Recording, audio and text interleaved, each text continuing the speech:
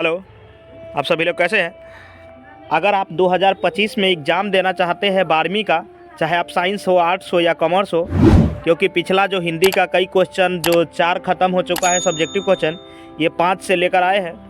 और अगर आप 2025 में एग्ज़ाम देना चाहते हैं तो इसको अवश्य देखें और कॉपी पर हो सके तो आप नोट कर लीजिए, ठीक है। बस इतना ही आपसे चाहते हैं। चलिए शुरू करते हैं। अब क्या है क्वेश्चन पहला क्वेश्चन आपके सामने है, नारी की पराधीनता कब से आरंभ हो गई। यानी नारी की जो है वो पराधीनता कब से आरंभ हुई। तो देखिए आंसर में क्या लिखा है, जब मानव जाति ने कृषि का आविष्कार किया तो नारी घर में और पुरुष बाहर रहने लगा।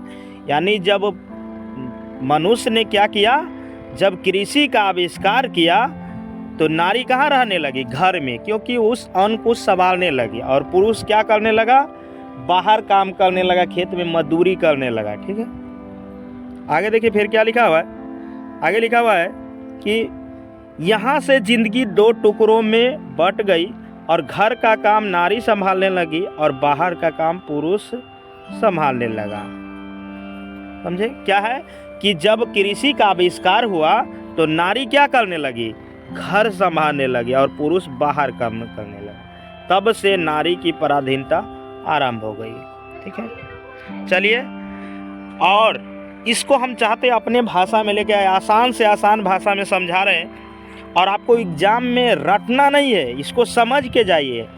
रटा हुआ थोड़ा देर के लिए रह सकता है, लेकिन आप समझ के जाते हैं तो आप एग्जाम तक लिख सकते हैं। आप रट के जाइएगा तो एग्जाम से बाहर ही आप भूल जाइएगा। इसलिए रटिए मत, उसको समझिए क्या क्वेश्चन कह रहा है, क्या उसका जवाब है, तभी आप एग्जाम में अच्छे कर पाओगे।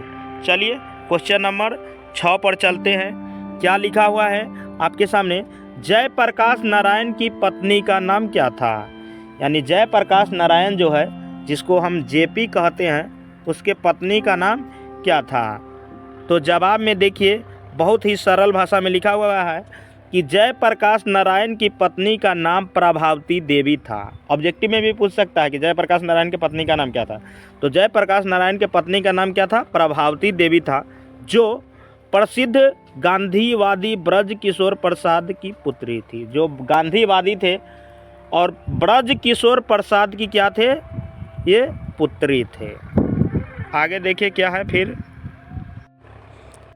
आगे फिर क्या है, सड़कों को क्यों सींचा जा रहा है। यानी सड़कों को क्यों सींचा जा रहा है, सींचा यानी पानी क्यों मारा जा रहा है, सफाई क्यों हो रहा है, क्वेश्चन ये लिखा हुआ है। तो लिखा हुआ है, विजय उत्सव मनाने के लिए सड़कों को खींचकर साफ किया जा रहा है। यानी सड़कों को खींचकर, यहाँ लिखा हुआ है सींचकर होगा, ठीक है, गलत हो गया, यहाँ लिख लीजिएगा। तो विजय उत्सव मनाने के लिए सड़कों को सींचकर क्या कर दिया जा रहा है, साफ किया जा रहा है। विजय यानी जब कोई युद्ध लड़ता है और जीतकर आ जाता है तो उसके लिए क्या करता है लोग, सड़कों को सींच रहा है, साफ कर रहा है। विजय जुलूस निकलेगा, किसी पर धूल न पड़े। यानी जब मान लीजिए राजा उस पर निकलेगा या कोई भी निकलेगा तो उस पर क्या करे, धूल ना पड़े, उस पर गर्दा माटी ना पड़े, राजा पर भी धूल ना पड़े। वैसे यह पूरा उत्सव जनता को बेवकूफ़ बनाने के लिए मनाया जा रहा है। यानी वो लोग असल में युद्ध जीतकर नहीं आए हैं, वैसे ही बुझिए कि ये उत्सव मनाया जा रहा है सिर्फ जनता को बेवकूफ़ बनाने के लिए। समझे, विजय उत्सव क्यों मना रहा है। आप इसको एक बार पढ़िएगा, ठीक है, तब आपको समझ में आएगा और नोट कर लीजिएगा हो सके तो। और जितना इम्पोर्टेंट क्वेश्चन होगा वो सभी लगातार अभी समझाया जाएगा, इसलिए आप लोग हमारे चैनल को सब्सक्राइब करके बेल आइकन को जरूर ऑन कर लीजिए। आगे देखिए, धाकर शब्द का क्या अर्थ है। धाकर शब्द का क्या अर्थ है, तो ओरावा भाषा में धाकर शब्द का अर्थ भारे का मजदूर। यानी ओरावा भाषा में धाकर शब्द का क्या अर्थ क्या होता है, भारे का मजदूर होता है, ठीक है। यह धाकर एक आदिवासी जाति भी है। धाकर क्या है, एक आदिवासी जाति है, ठीक है।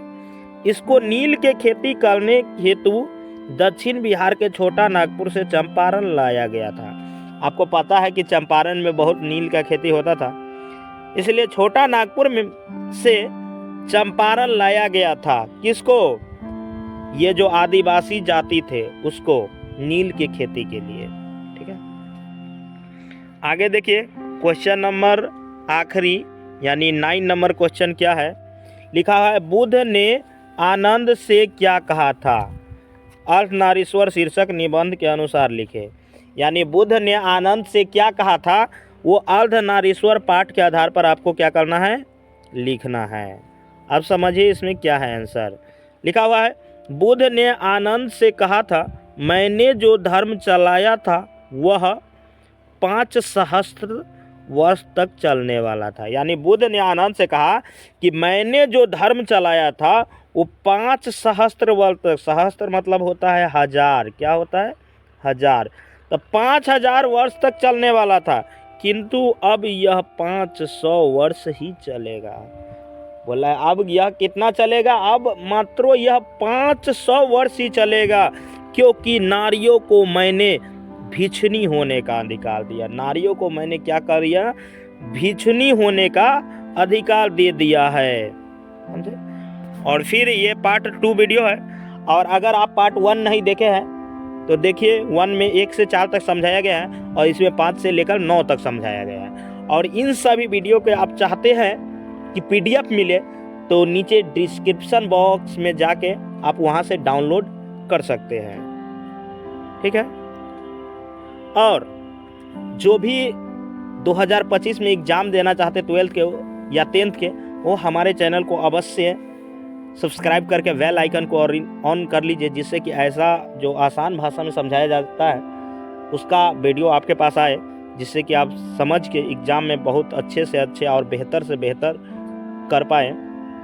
इतना ही, आगे चलते हैं। जय हिंद, जय भारत। फिर मिलते हैं अगले वीडियो में।